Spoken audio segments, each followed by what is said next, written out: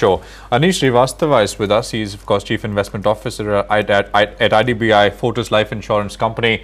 Anish, afternoon. Thanks for joining us. Prashant here. As a money manager, what do you make of this up move for this relative strength vis-a-vis a couple of other emerging markets, Asian markets, any market you want to compare? India is now pretty much the front of the pack. Right.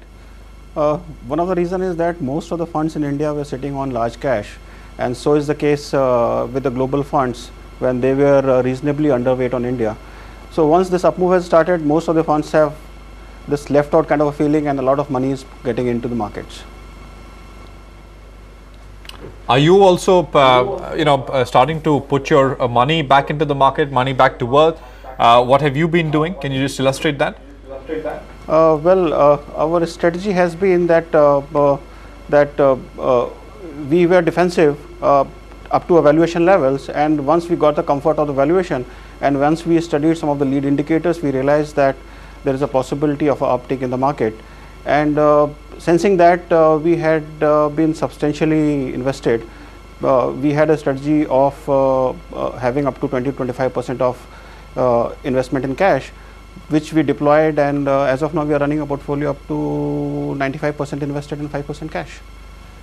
Anish, hi, Namrata also joining in. So this is ahead of elections, because I'm just trying to get a sense of this. Most fund managers out there are saying, we don't want to be 95% long or really hugely bullish just ahead of elections. Well, election is something which is an event risk, and it's very difficult to preempt. My sense is that if global markets would keep performing the way they are, then Indian markets would follow the suit. Valuations were attractive. There are certain risks, there are certain uncertainties, but it's very difficult to play out. If there is no clear mandate to any of the government, any of the parties, then there would be an issue, and yes, there's a reason why perhaps upside would remain capped in the markets.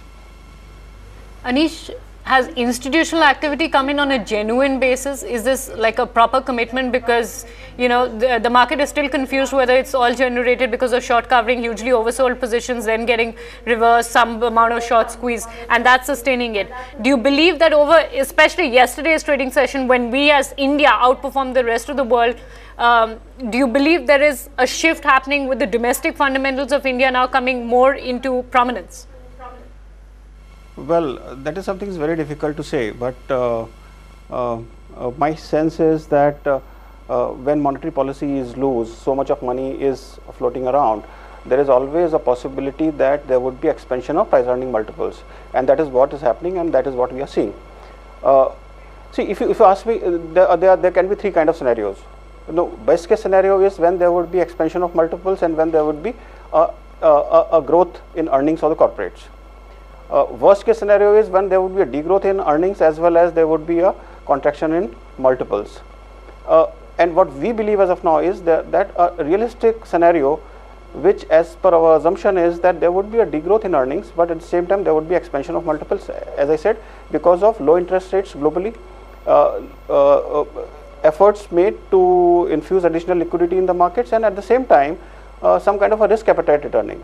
How do we read that the risk appetite returning is? Like, you see what is happening to gold. Gold has corrected from say $1,000 to today less than $900. Similarly, you see that what has happened to TED spreads. TED spreads have come down substantially. Some other leading indicators like metal index. Metal index has started moving up. Freight rates have started moving up. So some kind of stability is perceived.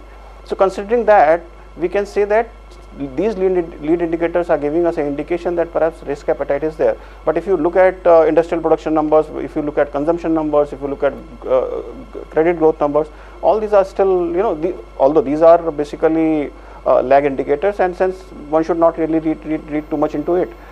Going forward, we still believe that macroeconomic problems would still hurt corporate profit growth. There is a possibility that there will be 5% kind of a degrowth in earnings in FY10. So best scenario is degrowth in earnings and expansion of multiples. For me, best case scenario would be perhaps 12 times multiple. If we are surprised by a higher than 5% kind of a degrowth, then perhaps market would correct further down. But otherwise, it should ideally remain between 9,000 to 10,500 range. All right, Anish. Fair point there. Good speaking with you and getting your thoughts across this afternoon here on Profit. Take a quick break as well.